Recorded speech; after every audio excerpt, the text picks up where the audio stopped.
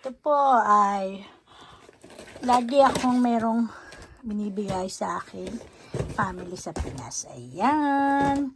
May pagbibigyan ako niya. Ayan po yung mga nakalagay sa aking balikbayan box. Ayan. May mga damit sila, mga brand new. Ayan yung mga t-shirt. Ayan. May chocolate. Ayan po ang papadala ko sa aking mother. Yan sa aking kapatid, sa family. Ayan. Ako po ay always share my blessing to my family, my mom, everybody. Ayan. Ayan po yung sarado ko uling box. Kailangan po yung ipadala by next month siguro para makaabot siya sa Christmas. Purong-puro po siya ng aking gamit. Ayan. Diba?